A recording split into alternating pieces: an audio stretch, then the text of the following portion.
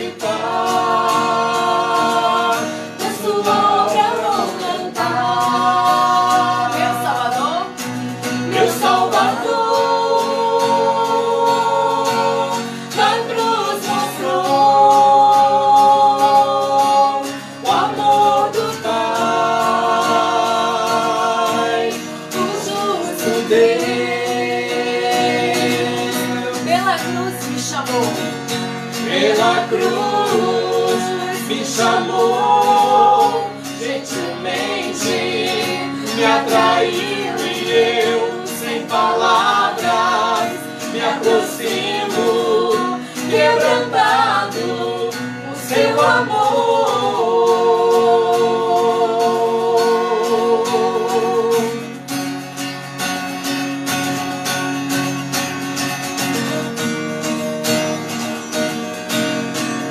Merecida vida, de graça recebi. Vamos lá? Merecida vida, de graça recebi. Com sua cruz, da morte me livrou, da morte me livrou. Ele trouxe-nos a vida, trouxe minha vida. Eu estava condenado, mas agora pela cruz eu fui reconciliado. Pela cruz me chamou, gentilmente me atraiu e eu, sem palavras, me aproximo, quebrantado o seu amor. Pela cruz me chamou, gentilmente me atraiu e eu, sem palavras, me aproximo, quebrantado o seu amor. Impressionante é o seu amor.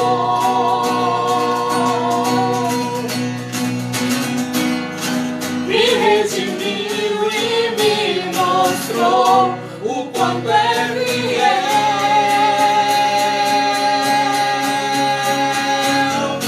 Pela cruz me chamou, gentilmente me atraiu e eu, sem palavras, me aproximo, quebrantado por seu amor. Pela cruz me chamou, gentilmente me atraiu e eu, sem palavras, me aproximo, quebrantado por seu amor.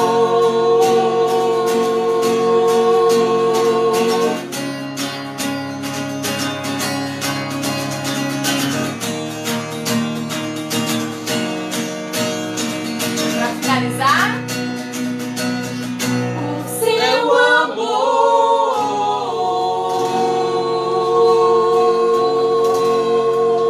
Meus irmãos, Cristo já ressuscitou, aleluia! Quem tem aí o inário, novo cântico, pode nos acompanhar, o número 272, tá bom?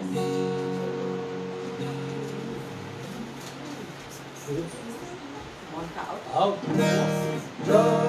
Aqui tá bom. Pronto, todos prontos? Vamos lá?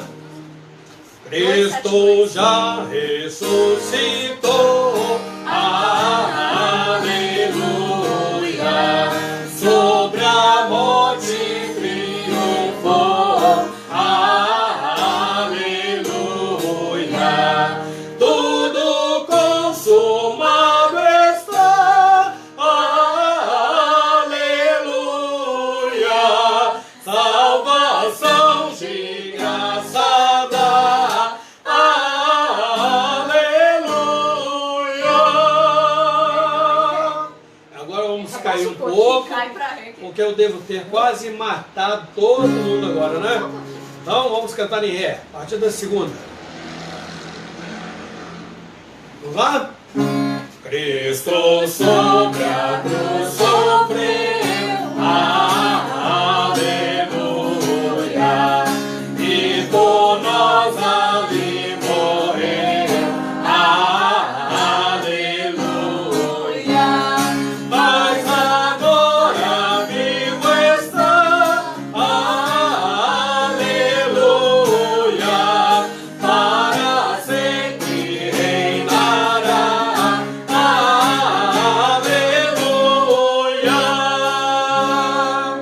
Gratos hinos hoje erguei, aleluia, a Jesus o grande Rei, aleluia, e surgiu é vencedor, aleluia, toda a glória ao Redentor, aleluia.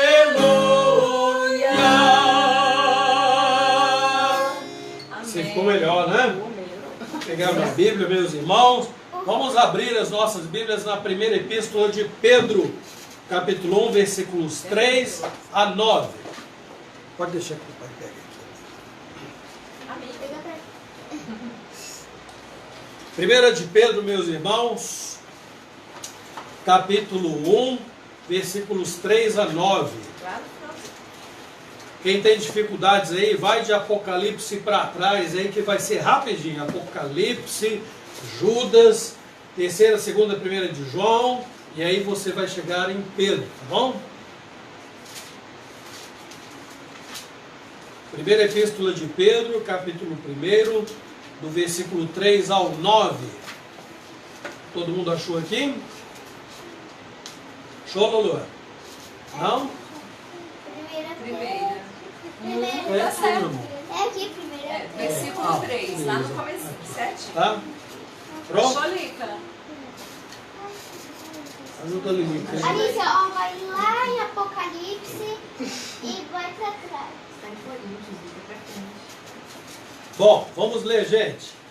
Bendito o Deus e Pai de nosso Senhor Jesus Cristo, segundo a sua muita misericórdia, nos regenerou para uma viva esperança, mediante a ressurreição de Jesus Cristo dentre os mortos, para uma herança incorruptível, sem mácula, imarcessível, reservado nos céus para vós outros, que sois guardados pelo poder de Deus, mediante a fé, para a salvação preparada para revelar-se no último tempo.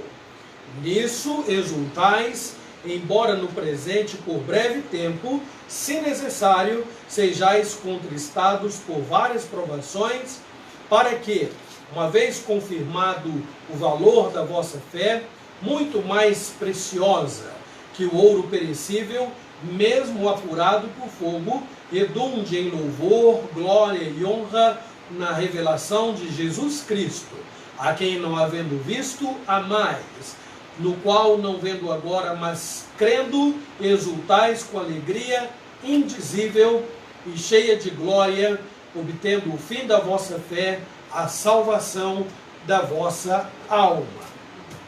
Deus abençoe sua palavra, gravando no nosso coração, meus irmãos. Agora eu passo a palavra para minha digníssima, que vai nos conduzir no desafio da semana. Já falamos de manhã, vamos falar agora de novo, né? Muito bem, meus irmãos, boa noite para quem chegou. Nós estamos memorizando o texto que está lá em 1 Coríntios, capítulo 10, versículo 13, né? Nós já memorizamos a parte A e agora o nosso desafio para essa semana é completar o versículo, memorizando aí a parte B. Versículo esse muito propício a Vou nós. comentar aqui a Glorinha, lá de Santo Amaro. Oi, Glorinha! Muito bom ter você no culto aqui em casa essa noite, viu? Participando com a gente. Que Deus te abençoe muito, minha irmã. Então vamos lá, em 1 Coríntios, vamos dar um desconto, porque como começamos hoje, né, a memorização da parte B, a parte A a gente fala de cor, agora a parte B a gente tem que dar uma coladinha aqui. 1 Coríntios, capítulo 10, versículo 13. Vamos todos juntos? não vos sobreveio tentação que não fosse humana, mas Deus é fiel e não permitirá que sejais tentados além das vossas forças. Essa é a parte A, agora é a parte B para a gente memorizar. Pelo contrário, juntamente com a tentação, vos proverá livramento, de sorte que a possais suportar. Esse é o nosso grande Deus, que está sempre conosco. Então, desafio aí para a gente memorizar. E aí, na terça-feira, nós relembraremos, se Deus quiser. A parte B? Não, a parte B, pelo menos, de novo, vamos né? firmar, tá? Eu decorei de outro jeito aí, ó. Eu também decorei na versão corrigida. Pelo contrário, juntamente com a tentação, vos proverá livramento, de sorte que a possais suportar. É só a gente fazer aquele esqueminha que eu já expliquei, já falar que a Pro explicou, para a gente poder memorizar. Então, ó, ele não vai nos dar a tentação que a gente não pode suportar, mas pelo contrário, junto com a tentação, ele vai nos dar o quê? O livramento, para que a gente possa suportar a tentação. Muito bem. Meus irmãos, nós vamos fazer mais uma oração. Vamos adorar a Deus. Eu vou convidar. Márcia, meu amor, faz essa oração, por favor, de louvor e de adoração a Deus. Vamos acompanhar a minha esposa e a oração. Senhor nosso Deus, glorificado seja o teu nome, exaltado seja o teu nome. Te louvamos porque o Senhor é o nosso Deus, Deus fiel, Deus da nossa salvação, nosso Jesus Cristo, que um dia veio a este mundo, ó Deus, de maneira humilhada, porque veio em forma humana, mas mostrou-se perfeito, porque o Senhor é a essência de Deus. Morreu, mas ressuscitou. Glorificado seja o Senhor, porque o Senhor é vencedor, vencedor sobre a morte, vencedor acima de todas as coisas, ó Deus. Está vivo entre nós, está vivo aqui nesta hora, está vivo em cada lar, ó Pai amado, e em nossos corações. Toda glória seja dada ao teu nome, por tuas maravilhas, por tudo que o Senhor é. No nome de Jesus, amém. Amém, amém. Meus irmãos, mais um hino nós vamos cantar. É o chamada final, Nilson, 297, viu? Chamada final, para quem tem aí o novo cântico, é o hino 297. É um hino conhecido. Quem não tem nada consegue cantar até de cor. Vamos ver qual é o melhor tom aqui. Enauri, não esqueci de sua sugestão não, hein, Enauri? Quanto ao tom das músicas, viu? Vamos ver aqui. Quando enfim, tá bom aqui, não é?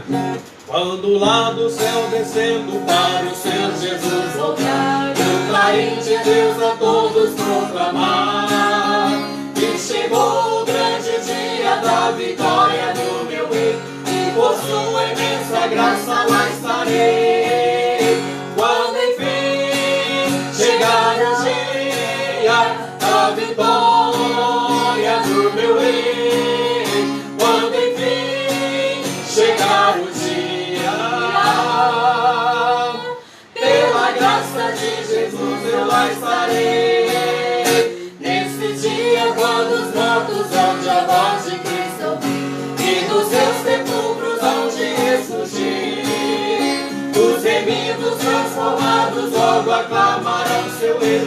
Eu por sua imensa graça lá estarei. Quando enfim chegar o dia da vitória do meu rei, quando enfim chegar o dia,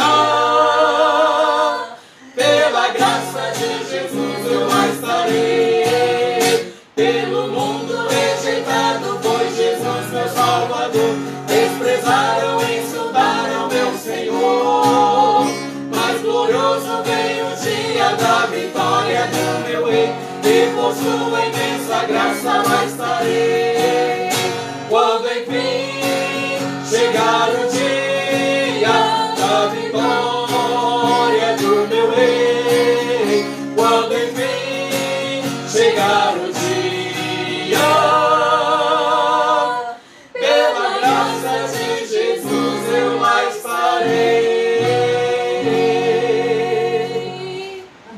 Meus irmãos, em condições normais, reunidos com a igreja, esse seria o momento em que os irmãos entregariam seus dízimos e as suas ofertas. Agora, nós não estamos possibilitados de fazer isto na igreja, então vou dar o recado do nosso irmão Nilson, viu, Nilson? Quebrar seu galho, hein? Mais uma vez. Nosso irmão Nilson, como tesoureiro, pede aos irmãos que acessem lá o WhatsApp, ele manda para os irmãos o número da conta da igreja, para que os irmãos façam a sua contribuição, entreguem os seus dízimos e as suas ofertas diretamente na conta bancária. Se você for lá e fizer o depósito no caixa, então você precisa ligar para o Nilson ou mandar para ele um WhatsApp dizendo assim, ó, fui eu, para ele computar lá a sua contribuição, tá bom, irmãos? Graças a Deus, nós na igreja não precisamos ficar falando essas coisas. Os irmãos já sabem, cada um tem feito a sua parte. Como nós estamos vendo dias incomuns, então é preciso passar este recado para vocês, tá bom? Nós vamos agora orar, e é uma oração de gratidão a Deus, que nos sustenta, tem sustentado nesses dias difíceis de confinamento. Não nos tem faltado o alimento, o pão de cada dia. Nós estamos muito bem abrigados. Aqui em Bauru andou fazendo um friozinho aí, não sei como é que anda pelos lugares aí, pela cidade de vocês, né? Parece que o tempo está querendo mudar, não é? Mas Deus não deixa faltar o sol, Deus não deixa faltar a chuva, Deus não nos deixa faltar aquilo que nós precisamos para nos abrigar, seja no frio, seja na chuva, no sol, em tempos de seca, em tempos de dificuldades extremas como essa que nós estamos vivendo agora lá fora, dentro das nossas casas. De algum modo nós estamos devidamente protegidos. Então vamos agradecer a Deus. Não nos falta o alimento sobre a mesa, vamos agradecer a Deus. Temos saúde, vamos agradecer a Deus. Pela salvação, vamos agradecer a Deus. Então esta é uma oração que inclui as nossas gratidões. E vamos lembrar da Rosângela, não é? Zilda, Rosângela. Os familiares estão lá na Espanha, do Samuel. Isso, vamos orar pelos familiares de Samuel que está na Espanha. Está vendo um momento crítico por causa deste coronavírus. Vamos orar pelos nossos irmãos da igreja, aqueles que estão aí com alguma idade, já dentro, portanto, do grupo de risco, para que Deus lhes derrame graça de um modo muito especial. Vamos orar, irmãos. Senhor nosso Deus e Pai bendito, graças te damos porque o Senhor é Deus providente, é Deus que nos dá recursos para granjear o pão de cada dia. Deus que nos guarda, que nos protege e nos livra do mal. Deus que está sempre mandando a chuva que precisamos, fazendo o sol brilhar sobre nós. Deus que nos manda o frio, Deus que nos dá também o calor. Deus que faz a terra produzir os seus frutos.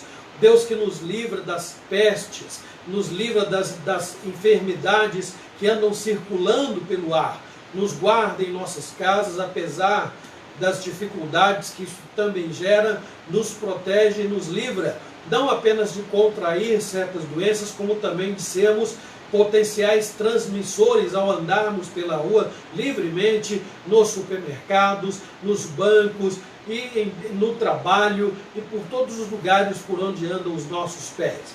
Obrigado porque o Senhor nos protege, o Senhor é conosco sempre. Obrigado porque o Senhor não nos deixa faltar o alimento, porque embora nós estejamos vivendo esta situação inusitada, o Senhor tem, ó Deus, providenciado os recursos para que as famílias sobrevivam, para que todos tenham, ó Deus, o que comer, para que todos tenham com que se vestir, para que todos tenham onde morar. De algum modo o Senhor tem providenciado tudo isto e nós somos gratos. Obrigado pelos dízimos, pelas ofertas que os teus servos têm entregue, Senhor, voluntária e alegremente. Que o Senhor abençoe, que sejam usados, ó Deus, com sabedoria para teu louvor, honra e glória, Senhor. Voltamos a nossa atenção, ó Deus, também nesta oração para aquelas famílias que estão na Espanha ou em países, ó Deus, situações críticas, como a Itália, como a França. Rogamos, ó Deus, pelos Estados Unidos, quantas pessoas têm tido as suas vidas ceifadas por causa desta epidemia, ó Deus, que acometeu vários países do mundo inteiro, inclusive a nossa nação. Rogamos por misericórdia, Imploramos, ó Deus, pelos que estão internados, que estão correndo riscos de morte neste momento. Que o Senhor sustente, que o Senhor ampare, que o Senhor guarde. Olha para os profissionais de saúde expostos ao mesmo problema. Protege, livra-os do mal, Senhor. Dê segurança às famílias, aos lares. Abençoa a senhora Rosângela, pedido da dona Zilda, o Senhor conhece, o Senhor sabe dos seus problemas. Tenha misericórdia dela. Rogamos também, Senhor Deus, por aqueles que aniversariam esta semana. Lembro-me aqui de alguns nomes, o Noel foi mencionado. Ao final do culto, Senhor, faremos uma oração de gratidão pelos que aniversariam. A minha memória não me ajuda, Senhor. Tem misericórdia de mim. Senhor Deus, abençoa-nos na noite de hoje, tudo quanto nós ainda faremos, na reflexão e meditação da Tua Santa Palavra. Seja conosco, nós imploramos, em nome do Senhor Jesus. Amém. Ei, olha aí, viu, Vânia? Eu pedi 2 vezes e eu esqueci 2 vezes. Depois a minha esposa olha e me passa. Aí, é aniversário de casamento do Marcelo e aniversário do Noel. Você tem aniversário do Noel? Não, aniversário de casamento do Marcelo. Ah, é aniversário de casamento. Gente, eu vou pedir licença porque eu vou passar para o meu cantinho, de onde eu vou conduzir a meditação na palavra de Deus, tá bom? Enquanto isso, a minha esposa estará conduzindo um cântico em que todos nós vamos participar, inclusive eu, tá bom? Deixa meu respirar. Ele é o nosso pão, Ele é a nossa vida, Ele é a razão de viver de cada um de nós. Vamos cantar com bastante alegria?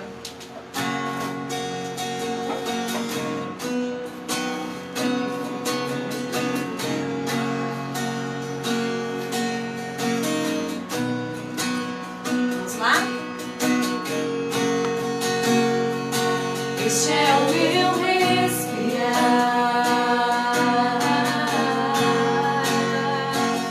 Este é o meu respirar. Teu Santo Espírito vivendo em mim. E este é o meu pão. E este é o meu pão.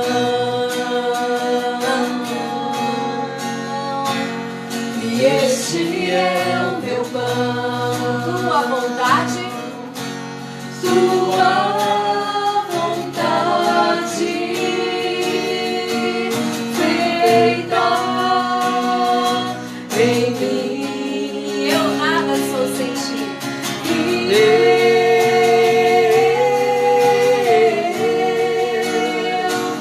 Eu nada sou sem ti.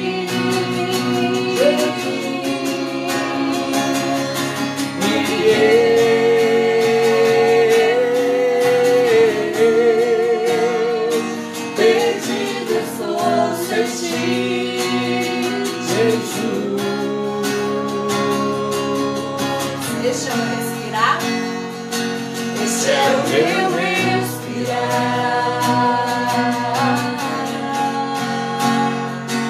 Este é o meu respirar. Teu Santo Espírito vivendo em mim.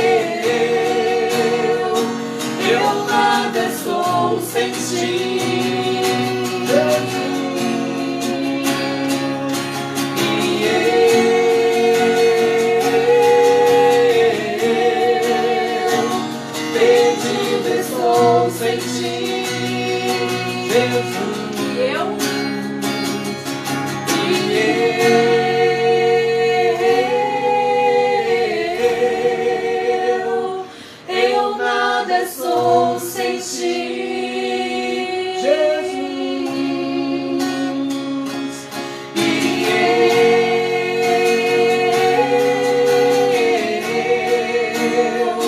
perdido estou sem ti.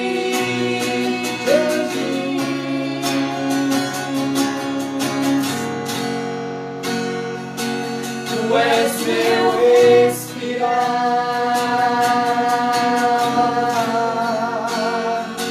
tu és meu respirar.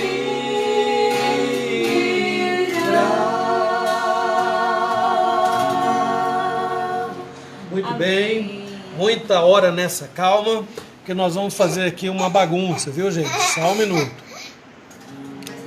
Vamos virar aqui a câmera para o meu lado. Muita calma nessa hora. Eu disse muita hora nessa calma. Só para variar. E vocês aí me ajudem, por favor, orando por mim, viu, gente? Porque isso aqui não é fácil não, tá? Pronto. Vou tirar o microfone aqui e trazer para mim.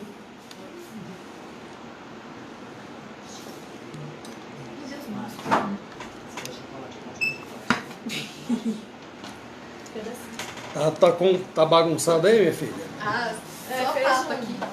Seus 5 queijos. Fazer o que, né, gente? Não é nada. Faz parte. Agora tá bom, né? Muito bem.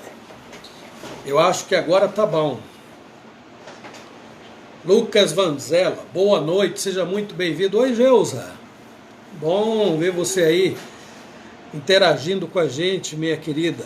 Deus te abençoe muito, viu? Meus irmãos, de manhã é o seguinte.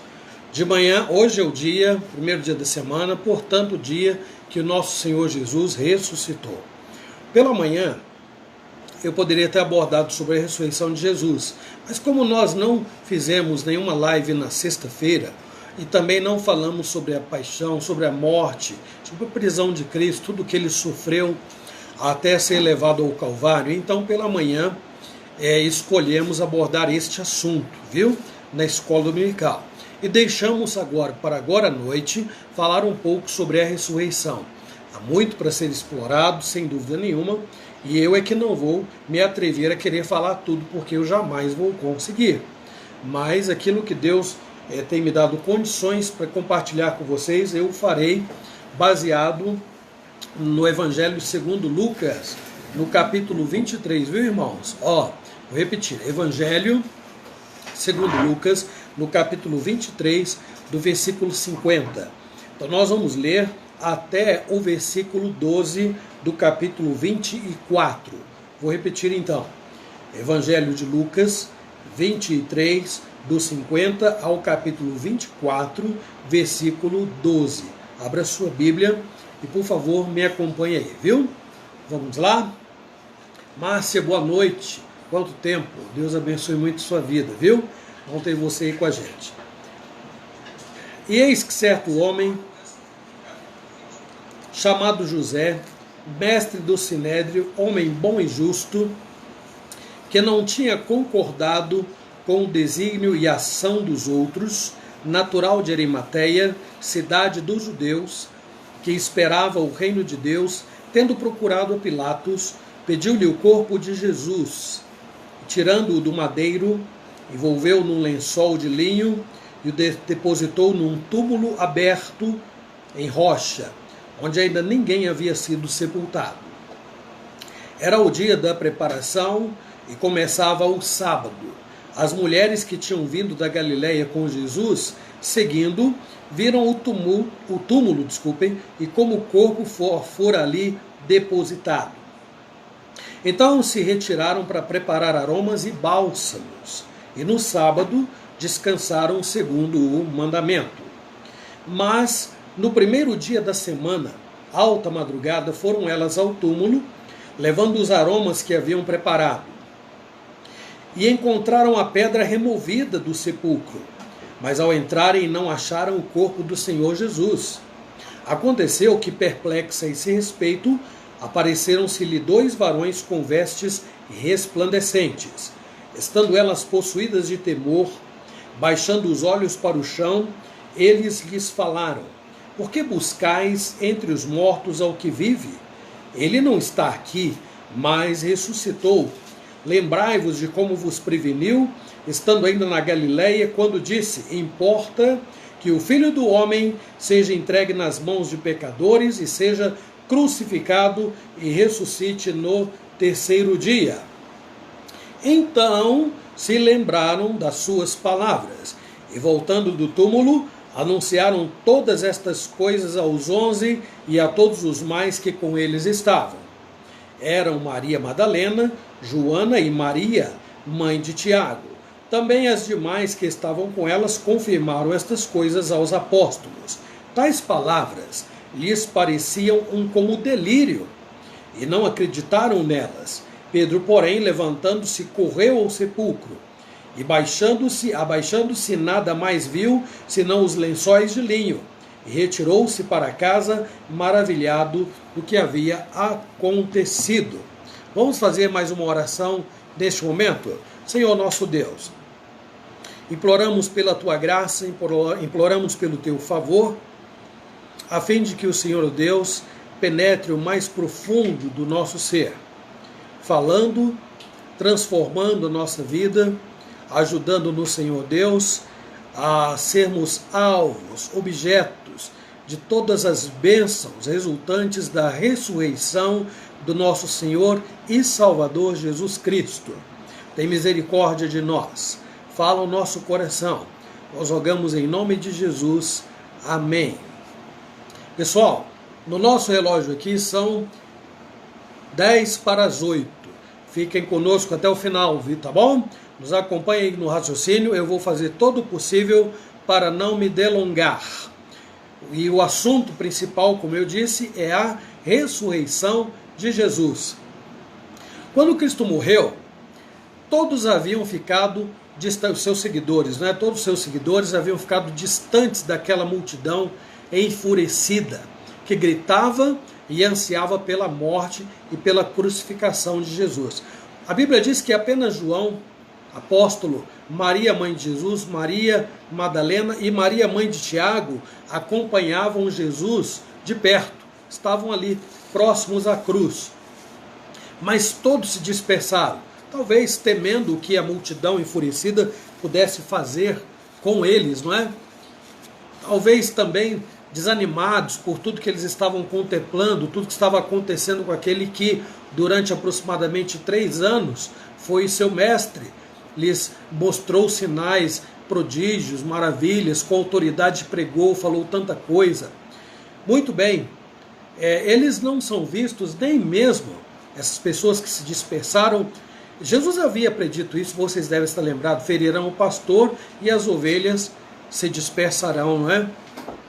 E essas ovelhas, esses seguidores de Jesus, não são vistos nem na ocasião do sepultamento de Jesus. É claro que não se pode descartar, então, essa possibilidade de que eles temiam ser pegos e mortos por aquele povo que, afinal de contas, odiava Jesus. É interessante, meus irmãos e amigos, que mesmo diante de tantas promessas que Jesus já havia feito antes de que ele ressuscitaria ao terceiro dia, mesmo as mulheres aqui, de acordo com o texto que nós lemos, estavam preparando especiarias e unguento, porque elas pretendiam, pela manhã, no primeiro dia da semana, embalsamar o corpo de Jesus. Imaginem, elas sabiam que Jesus havia prometido que ressuscitaria. Todos sabiam. Jesus falou isso, inclusive, na ocasião, antes, naquele contexto da ceia, muito próximo, no momento em que ele vai para o Getsemane orar, onde ele é preso e conduzido às autoridades para ser julgado, primeiramente pelo Sinédrio e depois por Pôncio Pilatos, como nós vimos hoje pela manhã. Jesus falou amplamente sobre a sua ressurreição, mas parece-me que agora, neste momento de tensão, de pavor, de medo, todos se esqueceram desta verdade. Então, chega o primeiro dia da semana. De madrugada, bem cedinho, elas vão ao sepulcro. E aí, primeira coisa que eu quero abordar com vocês, o que elas veem? Elas encontram o sepulcro vazio. Bem cedinho, A pedra que encerrava, que fechava o sepulcro, estava removida e não havia nenhum corpo ali dentro. Claro que isso deu margem para que alguns depois tentassem argumentar que foram lá à noite, roubaram o corpo de Jesus, etc. Tudo para evitar a comprovação de que a promessa que Jesus fez de que ressuscitaria estava se cumprindo ou teria se cumprido. Para a igreja, nem este argumento e nem outro qualquer é válido, porque é válido para a igreja a narrativa histórica que está e consta nos evangélicos e o testemunho daqueles que seguiram a Jesus, estiveram com ele durante as suas aparições depois da sua ressurreição, começando por estas mulheres que foram ao sepulcro e o acharam vazio. Apareceram 2 anjos lá, e os 2 anjos disseram que Jesus havia ressuscitado, exatamente como ele havia prometido. Censuraram as mulheres. Quando os anjos viram para elas assim: escuta, por que vocês procuram entre os mortos aquele que está vivo? É como se nós saíssemos aqui à procura de alguém, sentindo falta de alguém, vamos aqui uma hipótese, um exemplo absurdo, e vamos ao cemitério procurar alguém que está vivo. Seria uma atitude insana, uma atitude louca. Mas as mulheres vão ao sepulcro porque no dia anterior, 2 dias antes, na sexta-feira, 6º dia da semana, Jesus havia sido morto e havia sido sepultado. Passou a noite do 6º dia para o sábado o dia inteiro, e sábado para domingo, para o primeiro dia, lá na sepultura. Mas elas deveriam ter se lembrado, os apóstolos deveriam ter se lembrado, ele prometeu que vai ressuscitar. Não adianta ir ao sepulcro, mas elas foram, e os anjos então as repreendem, dizendo: por que buscais dentre os mortos aquele que está vivo? Mas não foram apenas as mulheres, outras pessoas ficaram incrédulas, mesmo diante do testemunho delas, inclusive, que voltaram rapidamente para avisar que Jesus não estava, o corpo de Jesus não estava na sepultura. Mas nesse momento, eu não quero chamar a atenção de vocês para isso não. Nesse momento, eu quero chamar a atenção para o seguinte fato: outras pessoas durante o ministério de Jesus foram ressuscitadas. No Velho Testamento também houve ressurreição, mas todas elas foram ressuscitadas pelo poder de Deus, com testemunhas oculares de todos esses milagres, todas estas ressurreições que ocorreram. No caso de Jesus, não.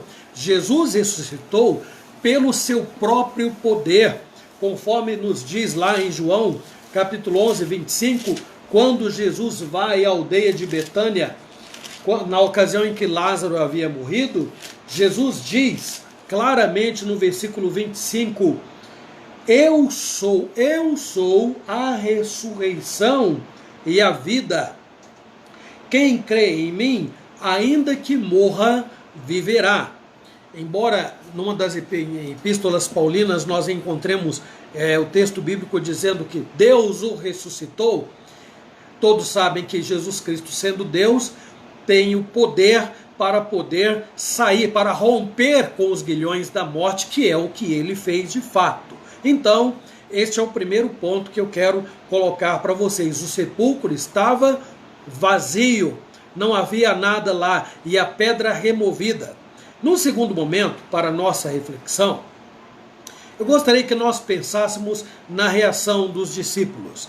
Segundo Lucas, que escreveu o livro de Atos, no capítulo 1, no versículo 2, Jesus, vamos ver aqui o que é que Lucas está dizendo. Olha, no capítulo 1, versículo 2, diz assim,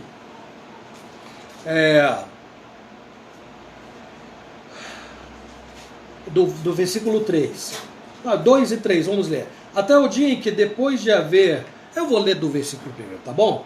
Escrevi o primeiro livro, ó Teófilo, diz aqui Lucas escrevendo a Teófilo, o livro de Atos, relatando todas as coisas que Jesus começou a fazer e a ensinar, até o dia em que, depois de haver dado mandamentos por intermédio do Espírito Santo aos apóstolos que escolhera, foi elevado às alturas. A estes também, este é o ponto que eu quero destacar aqui, depois de ter padecido, se apresentou vivo com muitas provas incontestáveis, aparecendo-lhes durante 40 dias e falando das coisas concernentes ao reino de Deus. Observem, Lucas era médico. A expressão que Lucas usa aqui, ao escrever este livro, meus irmãos, o termo que ele usa neste texto, quando fala de provas incontestáveis, é um termo que o médico Lucas está usando para falar que não havia como negar que Jesus havia ressuscitado. Durante 40 dias ele apareceu dando provas inegáveis. Não havia como refutá-las, não havia como levantar qualquer argumento, qualquer teoria e qualquer outra coisa para poder negar que Jesus havia de fato ressuscitado. Entretanto, ao aparecer aos discípulos, Jesus não encontra os discípulos animados, encorajados. Eles se dispersaram. Aqui mesmo no contexto do livro do Evangelho de Lucas que nós lemos, Jesus vai ao encontro de 2 discípulos que estavam voltando no caminho para Emaús. Alguns voltaram a pescar, outros voltaram para antigas profissões. Esses 2 Jesus encontra no caminho de Emaús. Alguns estavam reunidos numa casa fechada. Jesus aparece diante deles. Depois, num outro momento, quando eles falam para Tomé, estão lembrados que Jesus estava vivo, Tomé diz, eu não acredito. Tomé era um dos 12 que andaram com Jesus. Ele disse, não acredito se eu não tocar nas suas chagas, se eu não tocar na sua ferida, não acredito. Jesus mais uma vez apareceu diante deles e Tomé então adorou a Jesus naquele momento, crendo que Jesus verdadeiramente é o Filho de Deus. É claro que Tomé já o conhecia e o havia reconhecido, mas algo aconteceu com esses discípulos, meus irmãos, que os levaram a uma situação que nós não compreendemos, a não ser lendo as Escrituras e vendo que eles estavam de algum modo com as suas mentes, com seus corações obscurecidos por causa da velha natureza que está lá e predomina. E a gente precisa, não é à toa que inventaram o ditado, é preciso ver para crer. Tomé estava nessas condições. Jesus apareceu também no mar. Aqueles discípulos que voltaram lá para pescar, Jesus apareceu e eles do barco viram, Pedro estava junto, disseram, é um fantasma. E Jesus diz, não, vejam que sou eu. Eles estavam assustados, apavorados. Pedro, quando viu que era Jesus, pulou no mar, estão lembrados? Porque Pedro havia negado Jesus em 3 ocasiões. Pedro fugia de Jesus. Em outra ocasião, no Monte da Galileia, para onde Jesus mandou que os discípulos fossem, eles também foram repreendidos por Jesus, antes de receberem aquela clássica ordenação, ide por todo mundo. Jesus disse, toda a autoridade me foi dada nos céus e na terra, portanto, ide por todo mundo e pregai o evangelho a toda criatura. Então, no primeiro momento eu disse, as mulheres foram para embalsamar Jesus, o sepulcro estava vazio. Elas voltaram, deram a notícia, os discípulos agiram com incredulidade. Em todas as situações, a atitude foi a mesma, esta inicial atitude de incredulidade. Mesmo sabendo que Cristo ressuscitaria, eles não creram. Cristo foi quem os convenceu, mais uma vez, de que tudo que ele havia dito estava se cumprindo. Agora, num terceiro e último lugar, eu quero abordar o ponto, na minha opinião, mais importante da nossa dissertação, que é a ressurreição de Cristo em si. O texto não diz, meus irmãos, o momento exato e nem o modo como isto aconteceu. O texto já começa falando que as mulheres foram e elas presenciaram, elas viram a pedra removida e de repente 2 anjos apareceram e conversaram com elas. O corpo não foi visto. Diz o que nós lemos aqui sobre a ressurreição de Cristo, diz apenas que ele ressuscitou, segundo as palavras dos anjos. Os anjos dizem, vocês estão procurando entre os mortos quem não está morto, ele está vivo. Não era um corpo, não era uma ressurreição como aquela ressurreição que ocorreu com Lázaro, estão lembrados? Jesus, acabei de ler o contexto lá de João 11, Jesus vai até a aldeia e ordena a Lázaro que saia da sepultura. e Lázaro ressuscita. Mas Lázaro ressuscitou com o mesmo corpo que havia anteriormente. E ele é visto em outra passagem assentado e comendo com Jesus e a sua família na casa. Não é também o corpo com que ressuscitou a filha de Jairo, conforme está registrado em Lucas no capítulo 8. Jesus ressuscitou a filha de Jairo. E quem presenciou esse milagre foi o pai desta menina, Pedro, Tiago e João, que eram os discípulos mais próximos de Jesus. Mas a filha de Jairo também ressuscitou no mesmo corpo que ela tinha anteriormente. Ou seja, Lázaro, a filha de Jairo, e ainda havia aquele caso do filho da viúva. Eles estavam levando o filho de uma viúva para o enterro. Então, no meio do caminho, Jesus se encontra com eles e então ressuscita o filho da viúva, de acordo com Lucas 7, nos versículos 14 e 15. O filho da viúva recebe o mesmo corpo que havia antes. Tanto Lázaro, quanto a filha de Jairo, quanto o filho da viúva, todos estes morreram novamente. E agora aguardam na eternidade em espírito o momento em que ouvirão a ordem que o próprio Senhor Jesus dará para que eles ressuscitem, agora de um modo diferente. Então a ressurreição de Jesus não se compara às ressurreições ocorridas na Bíblia dessas pessoas. Elas foram ressuscitadas pelo poder de Deus. Jesus ressuscitou a si mesmo com um corpo modificado. O corpo de Jesus que ressuscitou é aquele corpo com o qual ele subiu aos céus. Estão lembrados? Ele estava junto com os discípulos e, na medida em que ele subia, eles olhavam para cima e os anjos apareceram e as nuvens cobriram Jesus e ele desapareceu. E os anjos disseram: varões galileus, por que estáis olhando para os céus? Este mesmo Jesus, como viste subir, ele também voltará. Da mesma forma como viste subir, foi o que disseram os anjos que apareceram naquele contexto da ascensão de Jesus. Então, eu gostaria de chamar a atenção de vocês para as características deste corpo ressurreto de Jesus, por uma razão muito simples. Vamos abrir lá em Filipenses, eu vou abrir e vou ler, vocês me acompanhem aí, por favor. No capítulo 3, versículos 20 e 21, o apóstolo Paulo diz assim: pois a nossa pátria está nos céus, de onde também aguardamos o Salvador, o Senhor Jesus Cristo, o qual transformará o nosso corpo de humilhação para ser igual ao corpo da sua glória, segundo a eficácia do seu poder, que ele tem de até subordinar a si todas as coisas. É importante que você e eu saibamos algumas coisas a respeito do corpo com o qual Jesus ressuscitou, porque nós também seremos ressuscitados neste corpo glorificado que Jesus ressuscitou. Então nós vamos ver aqui algumas características do corpo com o qual Jesus ressuscitou. Esse corpo glorificado de Jesus podia desaparecer, podia aparecer em qualquer lugar, em qualquer ambiente. Não havia distância para ele.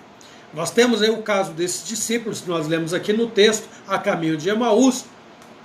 Nós temos o caso dos discípulos reunidos numa casa que estava de portas trancadas e Jesus simplesmente aparece no meio deles. Nós temos o caso dos discípulos, e aí eu faço questão de ler com vocês o texto que está em Lucas, no capítulo 24, porque Jesus, apesar de ressuscitado, ele também come com os discípulos. Vejam aí em Lucas 24, do versículo 36 em diante, o que nos é narrado ali. Falavam ainda estas coisas quando Jesus apareceu no meio deles e lhes disse: paz seja convosco. Eles, porém, surpresos e atemorizados, acreditavam estarem vendo um espírito. Mas ele lhes disse: por que estáis perturbados? E por que sobem dúvidas ao vosso coração? Vede as minhas mãos e os meus pés, que sou eu mesmo. apalpai-me e verificai, porque um espírito não tem carne nem ossos, como vedes que eu tenho. Dizendo isto, mostrou-lhes as mãos e os pés, e por não acreditarem eles ainda, por causa da alegria, e estando admirados, Jesus lhes disse: tendes aqui alguma coisa para comer? Um fantasma não come, não é? Então lhes apresentaram um pedaço de peixe, lhe apresentaram um pedaço de peixe assado e um favo de mel. Versículo 43, e ele comeu na presença deles. O texto não está dizendo que Jesus teve fome, não. O corpo glorificado não tem fome, mas ele comeu, porque é um corpo.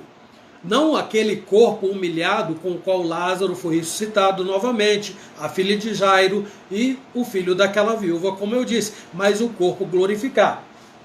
Um corpo que também pode ser reconhecido. Muita gente costuma perguntar: nós vamos nos reconhecer na eternidade? O corpo que nós vamos receber será igual a esse? Igual não será, mas com as mesmas características. Se Jesus é o modelo, se Jesus é referência, de acordo com o primeiro texto que eu li aqui na carta de Paulo aos Filipenses, se Jesus é a referência para aqueles que vão ressuscitar, que serão ressuscitados, então, meus irmãos, nós vamos ter as mesmas características. Claro que com o corpo glorificado, ninguém vai chegar na eternidade faltando uma visão, faltando uma audição. Ninguém vai chegar lá faltando um pé, uma mão, com uma doença qualquer, sem cabelo, sem dentes. Ninguém vai chegar lá precisando usar óculos, é óbvio. E isto é corpo glorificado. É um corpo perfeito. É um corpo que não morre mais. É um corpo que foi preparado para viver eternamente na presença de Deus. Esta é uma grande maravilha da ressurreição. A grande vitória que Cristo conquistou sobre Satanás ocorreu na cruz, quando ele morreu, pisou a cabeça da serpente. Ali foram pagos os nossos pecados. Agora, quando Jesus rompe com a morte na ressurreição, Jesus não apenas reitera e ratifica o seu poder sobre todos os seus inimigos, inclusive a morte, mas também, com esta atitude, ele garante para nós, para todos aqueles que nele creem, o mesmo poder de um dia serem chamados para a vida com um corpo ressurreto, com um corpo glorificado. E nós temos aqui o registro da própria Maria Madalena, que esteve tão próxima de Jesus, lá no jardim, em João, no capítulo 20. Eu vou ler para vocês também, do versículo 11 ao versículo 16. Veja o que acontece aqui quando Maria vai ao sepulcro e não vê Jesus. Maria, entretanto, permanecia junto à entrada do túmulo chorando. Enquanto chorava, abaixou-se e olhou para dentro do túmulo e viu 2 anjos vestidos de branco sentados onde o corpo de Jesus fora posto, um à cabeceira e outro aos pés. Então eles lhe perguntaram: mulher, por que choras?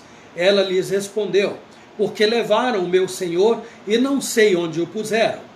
Tendo dito isto, voltou-se para trás e viu Jesus em pé, mas não reconheceu que era Jesus. Perguntou-lhe Jesus: mulher, por que choras? A quem procuras? Ela, supondo ser ele o jardineiro, respondeu: Senhor, se tu o tiraste, dize-me onde o puseste e eu o levarei. Disse-lhe Jesus: Maria. Ela, voltando-se, lhe disse em hebraico: Rabone, que quer dizer mestre. Então vejam, um corpo que podia ser identificado. Houve alguma dificuldade, meus irmãos? Houve. Até para aqueles que iam pelo caminho de Emaús. Conversaram com Jesus e não identificaram até o momento em que ele abençoou o pão, estão lembrados? E quando eles perceberam que era Jesus, ele já havia desaparecido. Na minha conclusão, eu gostaria que nós pensássemos nestas 3 coisas aqui. A primeira delas, o fato de Cristo ter ressuscitado, meus irmãos, é a nossa viva esperança. Não é uma esperança qualquer, mas é uma esperança viva diante de todas as circunstâncias, mesmo as mais difíceis, as situações mais escabrosas, mais desafiadoras que possam surgir diante de nós, inclusive a morte. O cristão não deve temer a morte. Quando eu falo não deve temer, é ter medo mesmo. Não há motivos para um crente ter medo da morte. Mesmo que alguém diga, eu tenho medo porque eu não sei como é que eu vou morrer, de que maneira, se eu vou morrer de uma doença, se eu vou morrer de uma tragédia qualquer. Não importa. O crente não teme a morte, porque os seus olhos estão fixos naquilo que é incomparavelmente maior e que foi garantido por Jesus com a sua ressurreição.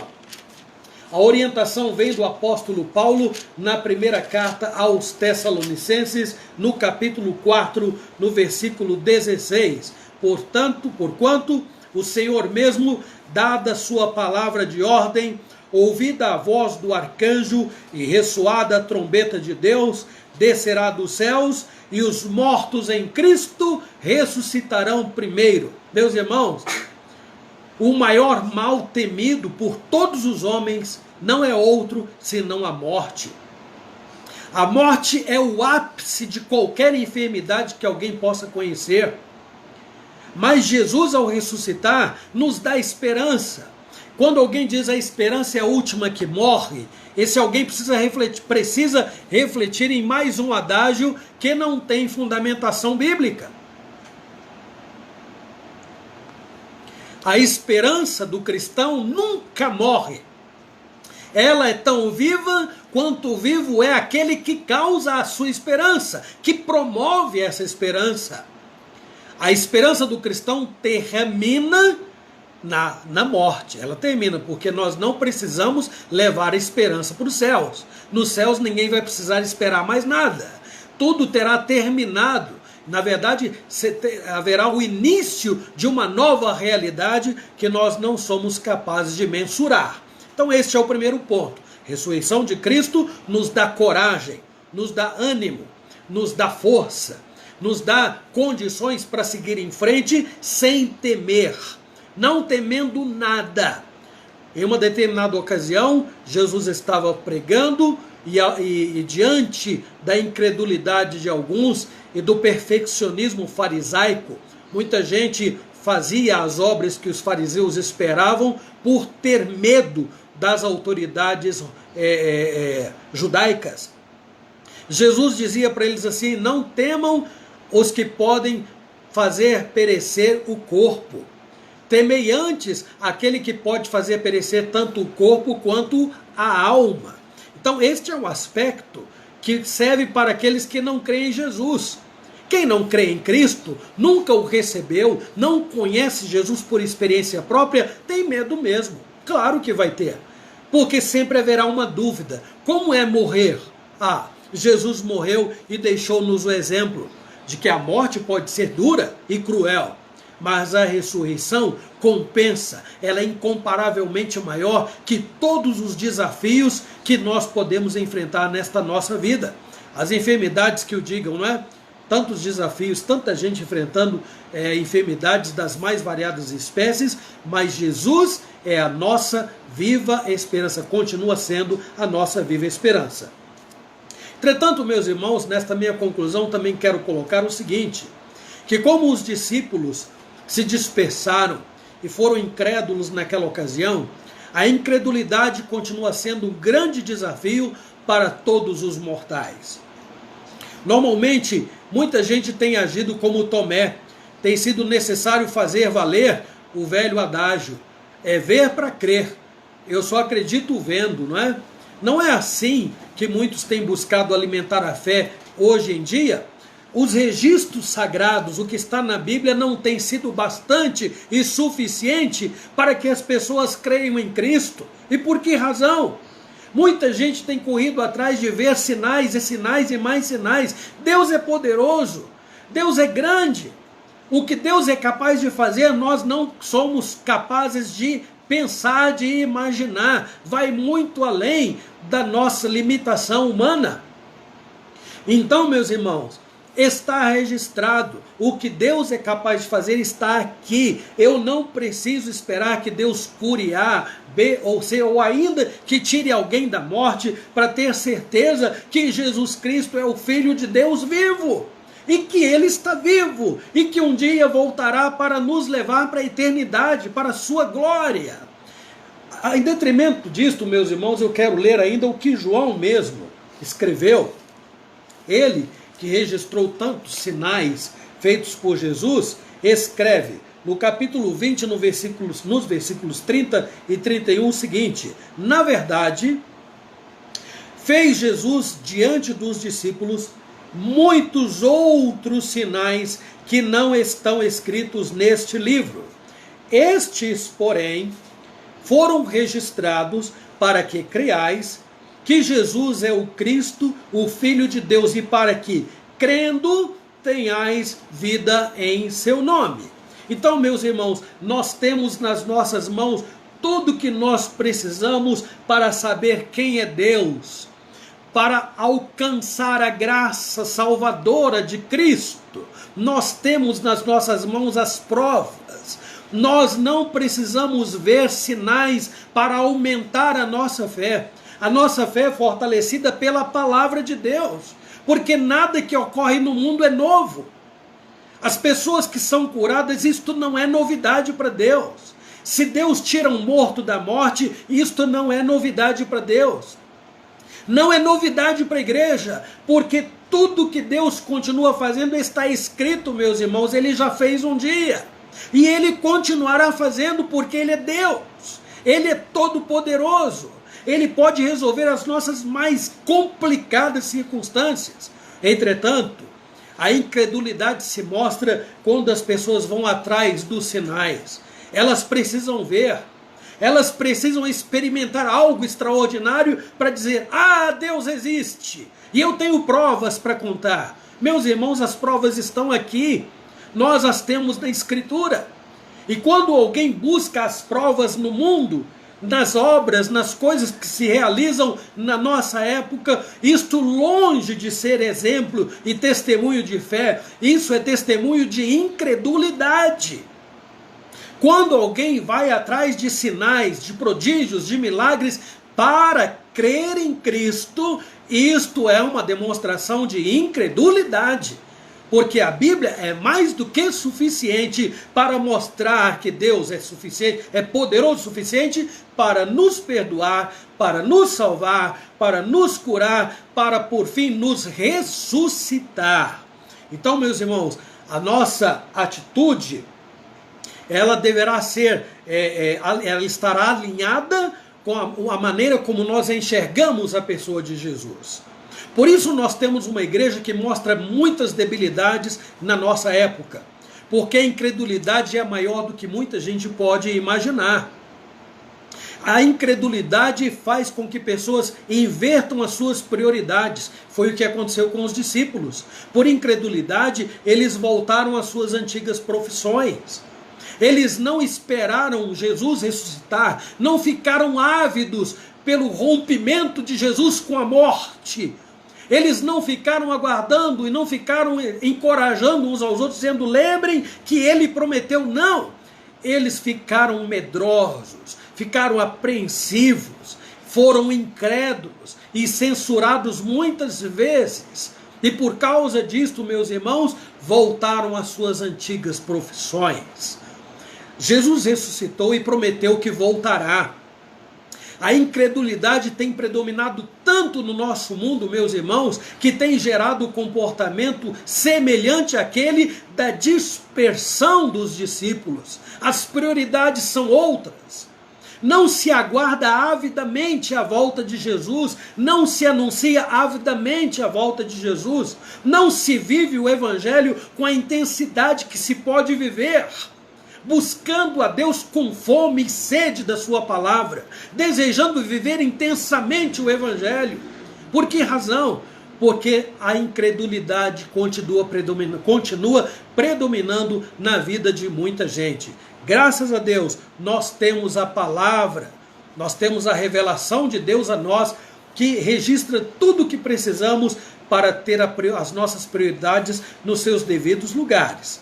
Aguardar a vinda de Jesus Cristo com esperança viva, com uma vida de qualidade, vivendo como exemplo, meus irmãos, com uma ética exemplar para aqueles que não conhecem o Evangelho, produzindo profusamente, amplamente os frutos do Espírito Santo que habita no nosso coração.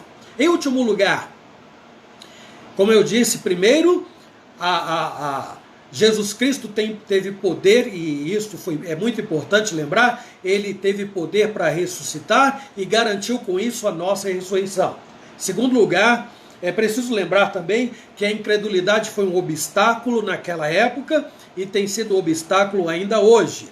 Agora, em último lugar, o que Cristo já tem feito e o que Cristo fará em todos os que nele creem.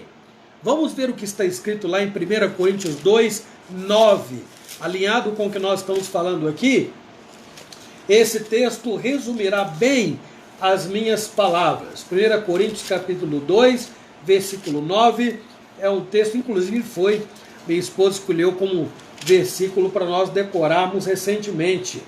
Mas como está escrito, nem olhos viram, nem ouvidos ouviram, nem jamais penetrou em coração humano o que Deus tem preparado para aqueles que o amam.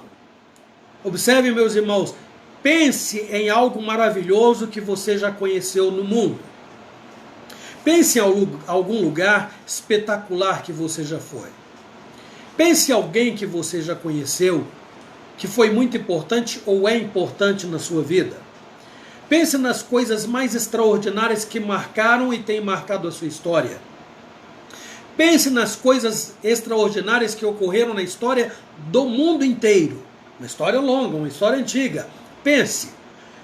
Paulo está dizendo aos coríntios, olhos não viram, ouvidos não ouviram, jamais penetrou o coração do homem o que Deus tem preparado para aqueles que o amam. Paulo não está falando num sentido escatológico apenas. O que Deus está fazendo no coração de quem crê nele, meus irmãos, palavras não conseguem descrever.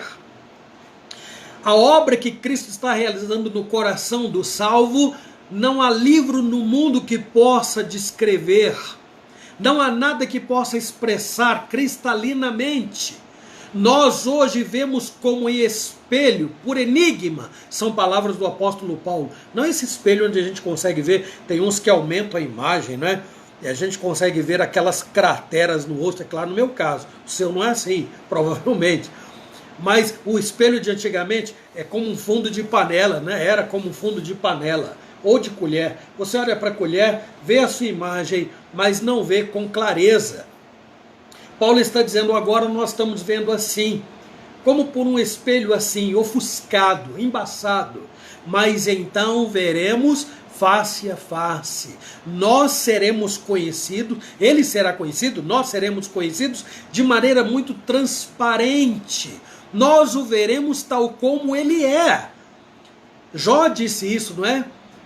Em oração, diante da provação que passou, apesar de estar vendo Jesus de maneira ainda ofuscada, as provações o levavam a enxergar Jesus cada vez mais cristalinamente, até que um dia Jó descansou definitivamente e foi encontrar-se com Deus. E agora, mais do que nunca, os olhos daquele homem veem a Jesus como ele pode ser visto na eternidade.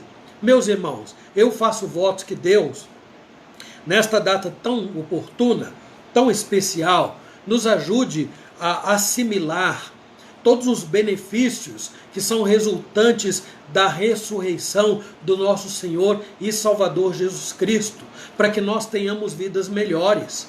Nós não somos seguidores de um Deus qualquer, porque não existe outro Deus. Nós não somos seguidores de um mestre que entrou para um livro de história.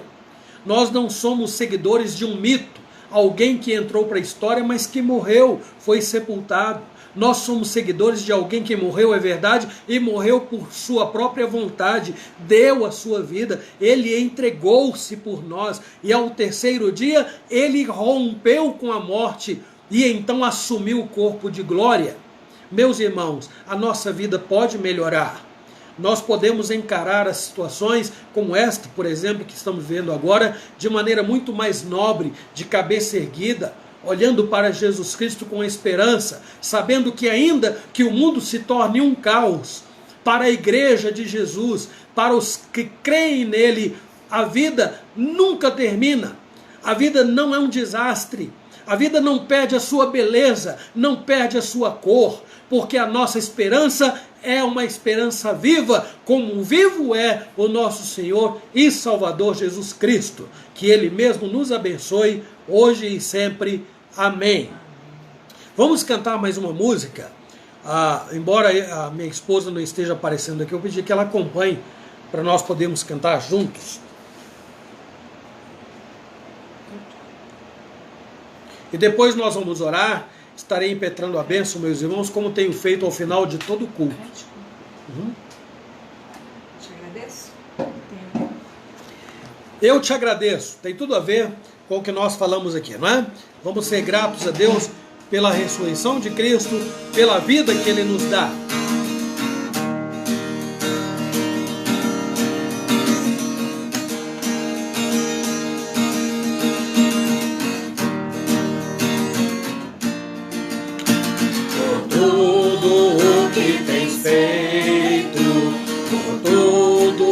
Vais fazer por tuas promessas e tudo que és, eu quero te agradecer com todo o meu ser. Te agradeço, meu Senhor. Te agradeço, meu Senhor. Cantem com a gente aí na sua casa, cantem. Te agradeço por me libertar e salvar, por ter morrido em meu lugar. Te agradeço, te agradeço, eu te agradeço, te agradeço por tudo que tens feito. Vamos cantar mais uma vez. Por tudo o que tens feito, por tudo que vais fazer, por tuas promessas e tudo que és, quero te agradecer com todo o meu ser. Te agradeço, meu Senhor. Te agradeço, meu Senhor. Te agradeço por me libertar e salvar, por ter morrido em meu lugar. Te agradeço, te agradeço, eu te agradeço, te agradeço, te agradeço por me libertar e salvar, por ter morrido em meu lugar. Te agradeço, te agradeço, eu te agradeço, te agradeço, te agradeço, te agradeço.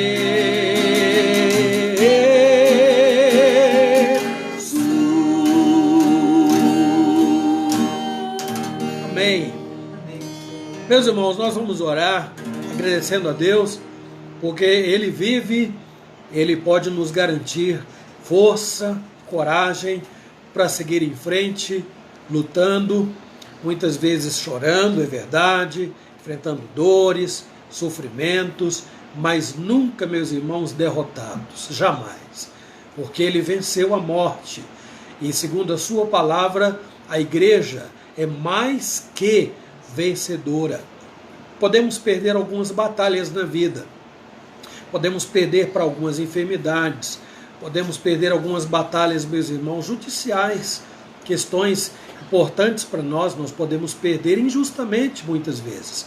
Podemos perder pessoas, mas nós não somos derrotados. A igreja continua sendo mais que vencedora por meio de Jesus. Vamos orar.